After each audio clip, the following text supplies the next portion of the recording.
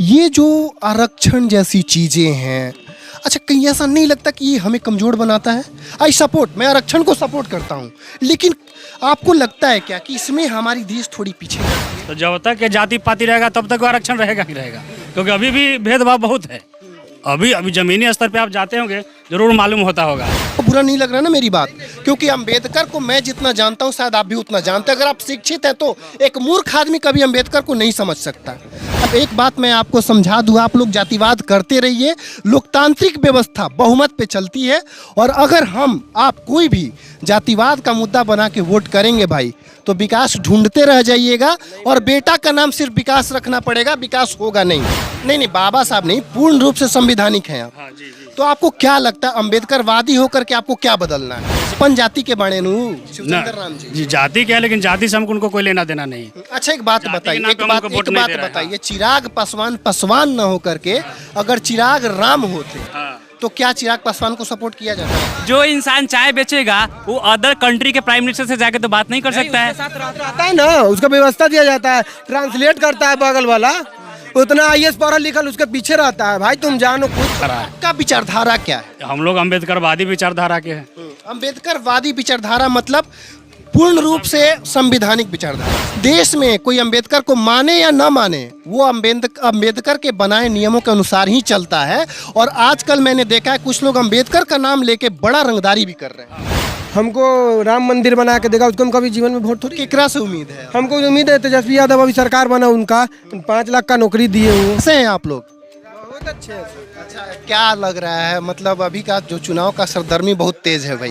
हाजीपुर सबसे चर्चा वाला संसदीय क्षेत्र है। क्या लग रहा है किसको वोट दीजिएगा? हम देंगे जो हमारे को शिक्षा देगा, हमको पढ़ने के लिए पैसा देगा, नौकरी देगा, हमको राम मंदिर बना के देगा, उसको हम कभी जीवन में वोट थोड़ी। केकरा से उम्मीद है? हमको उम्मीद है तेजस्वी यादव अभी सरकार बना, उनका 5 लाख का नौकरी दिए वो, हमको उनको से उम्मीद है, हम उनको वोट देंगे। एकदम मतलब ठान लिए कि तेजस्वी यादव जी को वोट देना? ठान लिया पूरा। अच्छा शिवचंद्र राम जी इधर आए थे, क्षेत्र भ्रमण किए? नहीं अभी नहीं आया वो। आपसे कुछ वादा हुआ है? नहीं, आरजेडी के द्वारा हुआ है। आरजेडी के? अच्छा देखिए, जब प्रभुत्व आती है, जब नेतागिरी की बात आती है, तो लोग बोलते हैं कि वो तो डिनाई कर देंगे, मैं तो कोई वादा किया ही नहीं हूँ। तो आप सिर्फ इसलिए वोट दे रहे हैं कि तेजस्वी जी ने वादा कर दिया हमको दे देना? आप अपने कैंडिडेट से क्या दिया? भी 5 लाख का नौकरी दिया, शिक्षा वाला इतना बहाली निकाले, अभी हाल ही निकाले हैं शिक्षा को।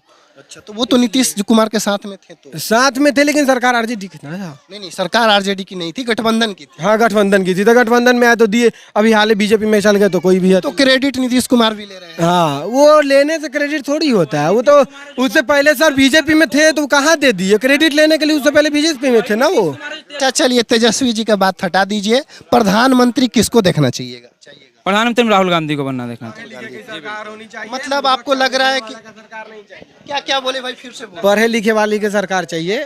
जो पढ़ा लिखा नहीं है उसको क्या चीज का ज्ञान होगा? कौन पढ़ा लिखा है आपके नजर? पढ़ा लिखा राहुल गांधी, इतना पढ़ा लिखा है राहुल गांधी। तो फिर स्थिति क्यों खराब? चाय बेच रहे हैं यार, ठीक है चाय बेच रहे हैं, जो इंसान चाय बेचेगा वो अदर कंट्री के प्राइम मिनिस्टर से जाके तो बात नहीं कर सकता है। रहता है ना, उसका व्यवस्था दिया जाता है, ट्रांसलेट करता है बगल वाला, उतना आईएएस पढ़ा लिखल उसके पीछे रहता है। भाई तुम जानो कुछ। तो भाई पढ़े लिखे के पीछे नहीं, पीएम के पीछे आईएएस रहता है। और एक बात मैं आपको समझा दूं, आप लोग जातिवाद करते रहिए, लोकतांत्रिक व्यवस्था बहुमत पे चलती है। और अगर आप कोई भी जातिवाद का मुद्दा बना के वोट करेंगे भाई, तो विकास ढूंढते रह जाइएगा। और बेटा का नाम सिर्फ विकास रखना पड़ेगा, विकास होगा नहीं।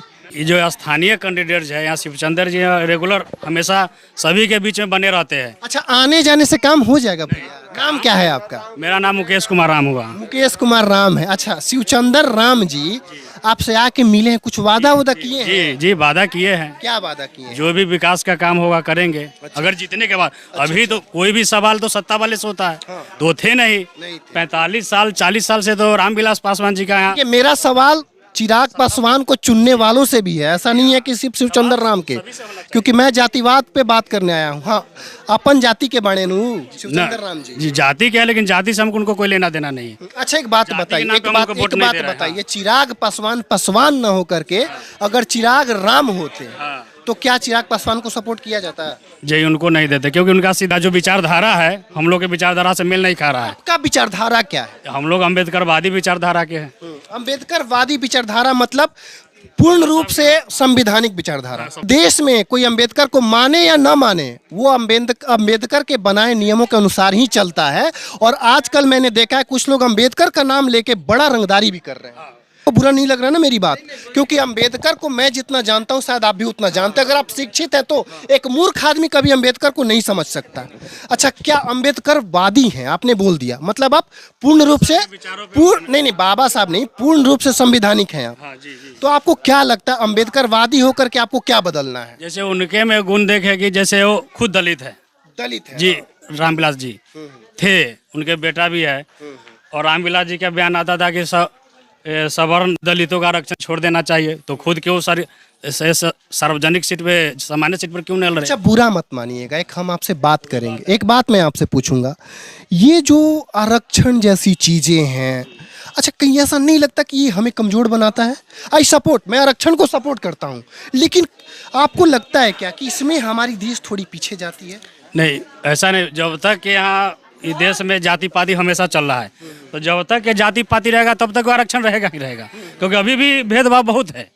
अभी जमीनी स्तर पे आप जाते होंगे, जरूर मालूम होता होगा कि जब तक ये जाति पाति रहेगा तब तक आरक्षण रहेगा ही रहेगा। अब जाति खत्म कर दीजिए, हम लोग कोई जाति नहीं रहेंगे, खत्म कर देते हैं हम लोग आरक्षण। आप तो जातिवाद के नाम पे एकत्रित है, आप बोल रहे हैं जाति खत्म कर दी। तो अब जातिवाद के नाम पे एकत्रित किसे है?